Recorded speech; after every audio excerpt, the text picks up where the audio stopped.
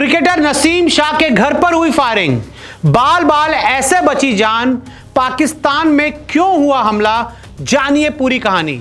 हिंदुस्तान में देश की राजधानी दिल्ली में बम धमाका हुआ और पाकिस्तान में क्रिकेटर नसीम शाह के घर पर फायरिंग हुई।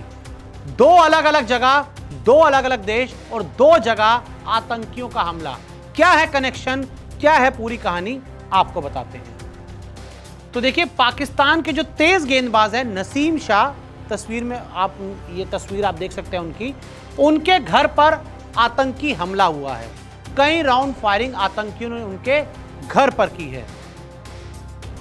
आतंकियों ने घर पर चलाई गोली। और मैं आपको बता दूं कि नसीम शाह पाकिस्तान के एक बहुत ही बड़े क्रिकेटर हैं, तेज गेंदबाज हैं और पिछले 4-5 सालों से लगातार खेलते आ रहे हैं और उनको आतंकियों ने निशाना बनाया है। नसीम शाह थे आतंकियों का टारगेट और अभी जो पहली फर्स्ट इंफॉर्मेशन कलेक्ट की है लोकल पुलिस ने, उसमें यह खुलासा हुआ है कि इन आतंकियों के टारगेट पर पाकिस्तान का क्रिकेटर नसीम शाह था। घर के बाहर ताबड़तोड़ फायरिंग। और आपको मैं बता दूं, एक ये तस्वीर आपको दिखाता हूं जिसमें आप देख सकते हैं कि कैसे आतंकवादी घर पर फायरिंग कर रहे हैं। लेकिन ये AI जनरेटेड इमेज है, घर के बाहर की तस्वीरें अभी तक सामने नहीं आई, लेकिन इसी अंदाज में इसी तरह से आतंकियों ने नसीम शाह के घर पर गोलियां चलाई। घर पर ही था नसीम का परिवार। और मैं आपको बता दूं कि जिस समय नसीम शाह के घर पर अटैक हुआ, आतंकी हमला हुआ, उस समय नसीम शाह का परिवार घर पर ही मौजूद था। नसीम के घर का नाम है हुज्र। और मैं आपको बता दूं कि जिस घर में नसीम रहते हैं उन्होंने अपने बंगले का नाम हुज्र रखा हुआ है और उनका पूरा परिवार हमले के वक्त घर पर था। खैबर पख्तून में नसीम का घर। और नसीम शाह ने जो अपना एक एंसेस्टर होम बनाया है, एक बड़ा शानदार घर उन्होंने बनाया है, वो खैबर पख्तून इलाके में है। अफगान सीमा से 200 किलोमीटर दूर है। और यहाँ पर मेन पेच आता है कि नसीम शाह का घर जो है अफगानिस्तान की जो सीमा है उससे ज़्यादा दूर नहीं है, सिर्फ 200 किलोमीटर दूर है नसीम शाह का घर।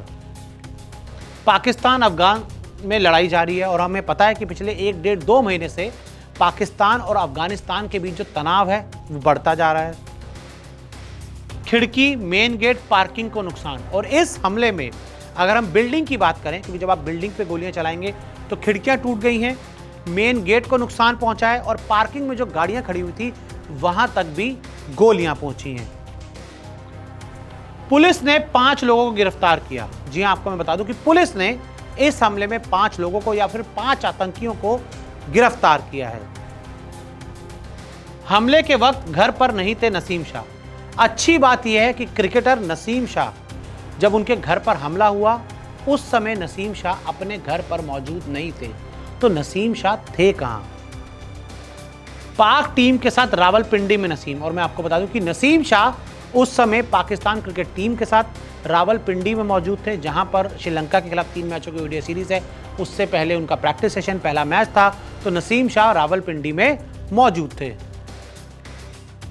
11 नवंबर 15 नवंबर के बीच सीरीज है और पाकिस्तान और श्रीलंका के बीच 3 मैचों की ओडीआई सीरीज है 11 नवंबर से 15 नवंबर के बीच। और उसी सीरीज में पार्टिसिपेट करने के लिए नसीम शाह रावलपिंडी में मौजूद थे और खैबर पख्तून जहां पर उनका घर है वहां पर ये आतंकी हमला हुआ। उनको, नसीम शाह तो थे ही नहीं तो उनको चोट लगने की बात ही नहीं है।